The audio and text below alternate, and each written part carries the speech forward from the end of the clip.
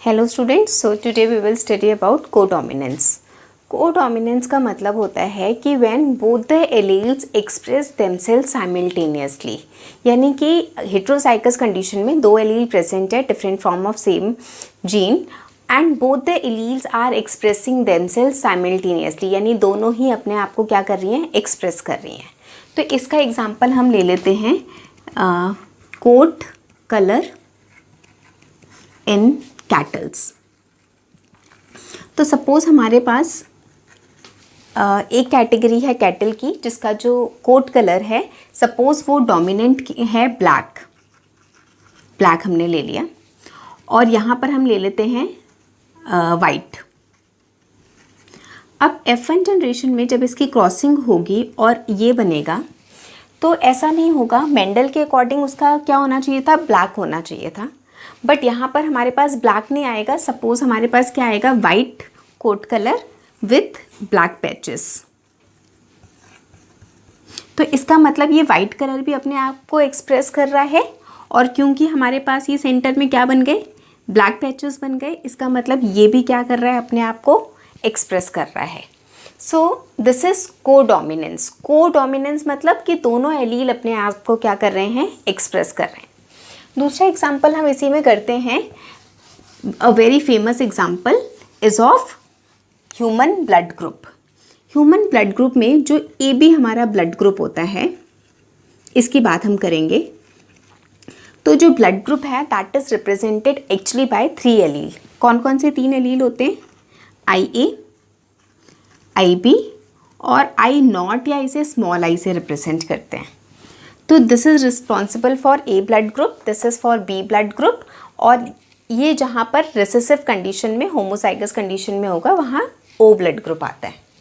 तो अगर हम सपोज करते हैं कि हमारे पास IA और ये प्रेजेंट है, तो ये भी मैंने कैपिटल लेटर से लिखा है, ये डोमिनेंट है, दिस इज़ ऑल्सो डोमिनेंट, और ये वाला जो एलील है ये क्या है, रिसेसिव है। तो अगर तो हमारे पास किसी ऑफस्प्रिंग में ये कंडीशन प्रेजेंट है, IA स्मॉल I, तो ये क्या है, डोमिनेंट है, ये क्या है, रिसेसिव है, तो ब्लड ग्रुप क्या आएगा, A। सिमिलरली अगर IB और I प्रेजेंट है तो ब्लड ग्रुप क्या आएगा, B। यहाँ पर ये एग्जाम्पल क्या है, किसका है, कंप्लीट डोमिनेंस का है। अब कंप्लीट डोमिनेंस का क्यों है, because this IA is completely dominant over this small I। Similarly this IB is completely dominant over this small I। But अगर किसी इंडिविजुअल में ये दोनों डोमिनेंट जीन प्रेजेंट है, यानी IA भी प्रेजेंट है और IB भी प्रेजेंट है, तो अब because these two are equally dominant, तो क्या होगा, इनका ब्लड ग्रुप क्या होगा, AB, यानी ये भी अपने आप को एक्सप्रेस कर रहा है और ये भी अपने आप को एक्सप्रेस कर रहा है। So this is an example of codominance. ऐसा क्यों होता है, क्योंकि आपको पता है कि जो A ब्लड ग्रुप है वो A ब्लड ग्रुप क्यों है, क्योंकि RBCs के ऊपर ऐसे एंटीजन प्रेजेंट है।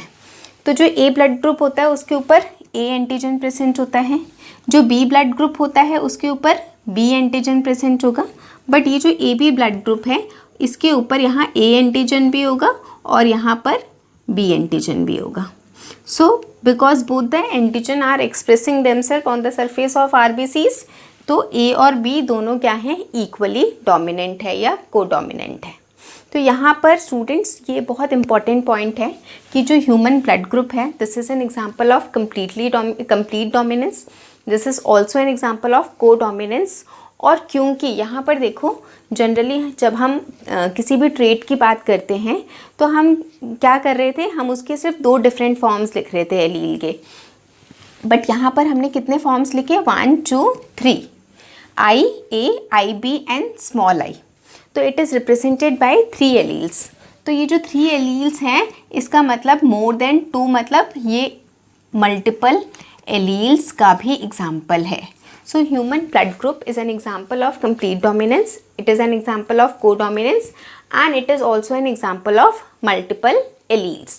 एक और चीज़ जो आपने ध्यान रखनी है कि जब हम ये मल्टीपल एलील्स की बात करते हैं, सो this is in a population, not in an individual. एक इंसान में, एक इंडिविजुअल के अंदर तो कोई भी 2 प्रेजेंट होंगे, इन तीनों में से कोई भी क्या प्रेजेंट होंगे, 2। जैसे पहला इंडिविजुअल है, इसके अंदर ये 2 प्रेजेंट है तो इसका ब्लड ग्रुप ए है। दूसरा है, इसके अंदर ये 2 प्रेजेंट है तो ब्लड ग्रुप ये है, बी है। तीसरा इंडिविजुअल है, उसके अंदर ये एलील्स हैं तो ब्लड ग्रुप क्या है, ए बी है। But in a population, in an overall population we have different forms of same gene, तो यानी different alleles present है, जैसे IA, IB, I, यानी ये किस में present है, population में present है। so this is an example of multiple allele। so co-dominance का मतलब जहाँ पर 2 एलील हैं और दोनों अपने आप को साइमल्टेनियसली क्या कर रही हैं, एक्सप्रेस कर रही हैं। इसमें हमने पहला एग्जाम्पल किया कोट कलर इन कैटल्स, दूसरा हमने एग्जाम्पल किया ह्यूमन ब्लड ग्रुप। तो जो ब्लड ग्रुप है वो कोडोमिनेंस का भी एग्जाम्पल है। तो जो ए बी वाला पार्ट है that is an example of codominance. अगर हम आई ए और स्मॉल आई की बात करेंगे या आई बी और स्मॉल आई की बात करेंगे तो वो एग्जाम्पल है कंप्लीट डोमिनेंस का। And since we have multiple alleles of this blood group तो ये मल्टीपल एलील्स का भी क्या है, एग्जाम्पल है। So human blood group represent 3 phenomena simultaneously.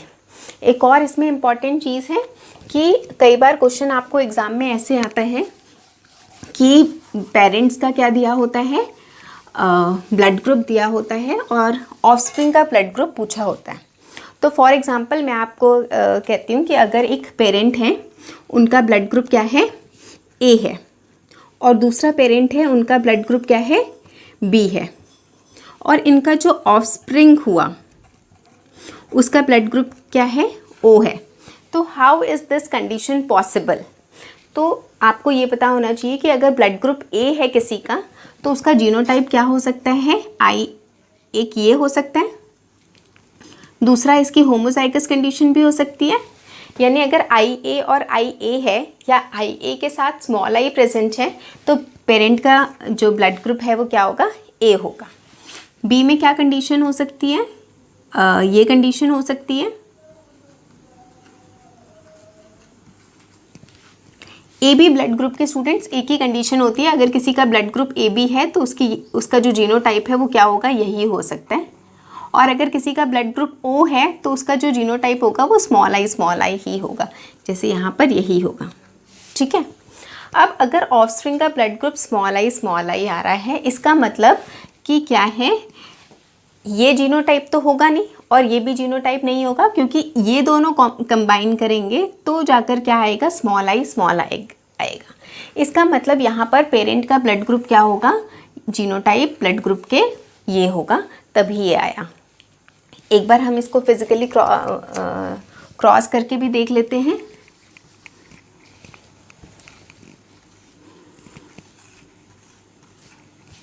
यहाँ पर देखो, अगर मैं, ये हमारे पास एलील्स हैं, इनके हम गैमेट्स बनाएंगे और इसे यहाँ पर लिख लेंगे।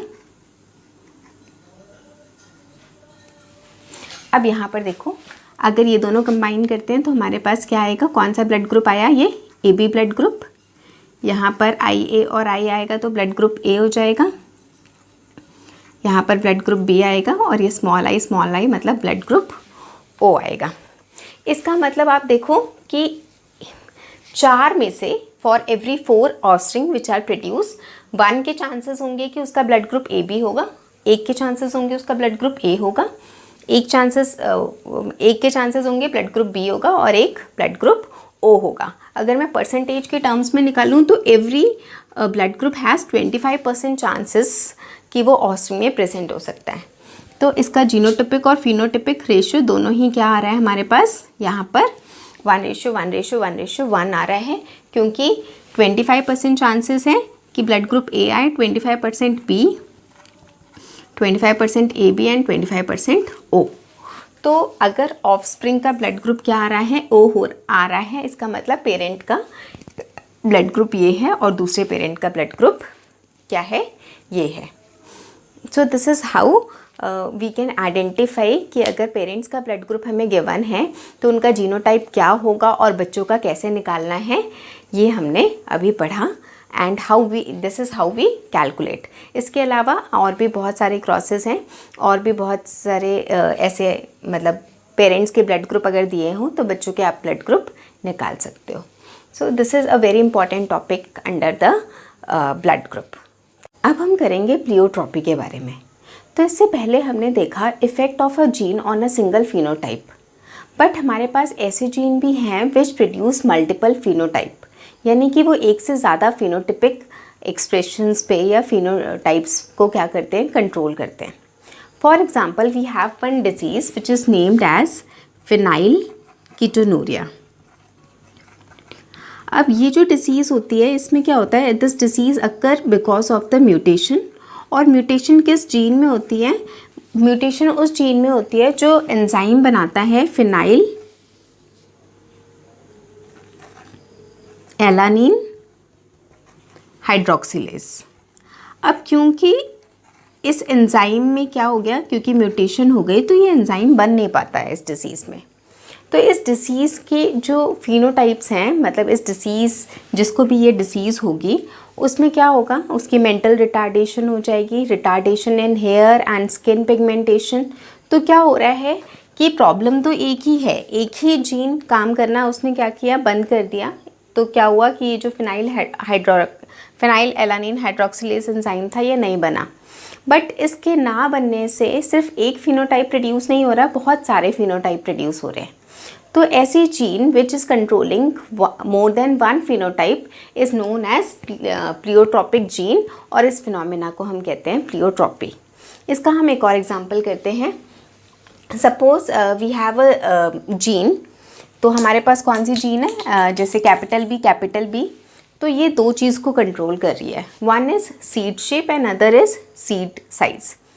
तो अगर तो कैपिटल बी प्रेजेंट है तो सीड का शेप कैसा होता है, राउंड होता है। क्यों, क्योंकि ये जो जीन है ये क्या actually this synthesise the starch grain. तो इसमें क्या हो रहा है, सिंथेसिस ऑफ स्टार्च। तो अगर स्टार्च की सिंथेसिस ज़्यादा होती है तो जो ग्रेन्स का साइज़ है वो क्या होगा, बड़ा होगा, और सीड का शेप कैसा होगा, राउंड होगा। अगर यही रिसेसिव कंडीशन में प्रेजेंट है तो स्टार्च ग्रेन्स जो प्रोड्यूस होंगे that will be very small in size, बहुत कम स्टार्च ग्रेन्स प्रोड्यूस होंगे, और इनका शेप कैसा होगा, रिंकल्ड होगा। बट अगर हमारे पास ये हेट्रोजाइगस कंडीशन प्रेजेंट है तो हेट्रोजाइगस में क्या होगा, स्टार्च ग्रेन्स देखो बन तो रहे हैं, स्टार्च सिंथेसिस हो रहा है बट बहुत ज़्यादा नहीं हो रहा। इस वजह से उसका जो साइज़ है वो क्या होगा, इंटरमीडिएट होगा। और बट ऑल्दो वो छोटे प्रोड्यूस हो रहे हैं, साइज़ उसका कम है, बट शेप उसकी कैसी है, राउंड है। तो यहाँ पर एक और इम्पॉर्टेंट चीज़ आपने देखनी है। पहली बात तो कि जीन एक जीन है जिसके ये दो एलील्स हैं और ये एक से ज़्यादा फिनोटाइप कंट्रोल कर रहे हैं, सीड शेप भी कंट्रोल कर रहे हैं और साइज़ भी कंट्रोल कर रहे हैं, इसलिए हम इसे क्या कहेंगे, this is an example of pleiotropy. But यहाँ पर एक और इम्पॉर्टेंट बात ध्यान रखनी है। अगर आप इस फिनोटाइप की स्टडी करोगे तो यहाँ पर आप देखो, अगर ये कैपिटल है तो राउंड है। अगर हेट्रोजाइगस कंडीशन है तो भी क्या हो रहा है, डोमिनेंट का फिनोमेना आ रहा है। जैसे डोमिनेंट हमारा राउंड है तो राउंड ही आ रहा है। तो यहाँ पर तो ये क्या शो कर रहा है, this is showing complete dominance. But यहाँ पर देखो साइज लार्ज है, स्मॉल एंड इंटरमीडिएट है। तो यहाँ पर क्या है, this is an example of incomplete dominance, यानी कि एक ही जीन है, only there is one gene and a pair of allele. ठीक है, capital B and small B. But ये जो एलील है ये डिफरेंट फिनोटाइप्स में डिफरेंट फिनोमेना शो कर रहा है। अगर मैं सीड शेप की बात करूं तो वहाँ कंप्लीट डोमिनेंस शो हो रहा है, और सीड साइज़ की बात करूं तो वहाँ पर क्या है, इनकम्प्लीट डोमिनेंस शो हो रहा है। And because it is controlling two phenotype, this is also an example of pleiotropy. तो एक्चुअली एक जीन जो है वो एक से ज़्यादा फिनोटाइप भी क्या कर सकता है, कंट्रोल कर सकता है। और जब भी जो कोई भी जीन है वो वर्क कैसे करता है, वो अपना प्रोटीन बना के वर्क करता है। वो आप नेक्स्ट चैप्टर में पढ़ोगे कि जो जीन है वो ट्रांसक्राइब होता है, mRNA बनता है और उसके बाद प्रोटीन सिंथेसिस होती है। तो वो जो एक्चुअली प्रोटीन बन रहा है उसका मेटाबॉलिक पाथवे क्या है, क्या फंक्शन वो परफॉर्म करेगा, उससे हमें पता चलता है कि वो कंप्लीट डोमिनेंस शो करेगा, इनकम्प्लीट डोमिनेंस शो कर रहा है, प्लियोट्रॉपी शो कर रहा है, या किस तरह का इफेक्ट शो कर रहा है। So this is all about pleiotropy. Thank you students.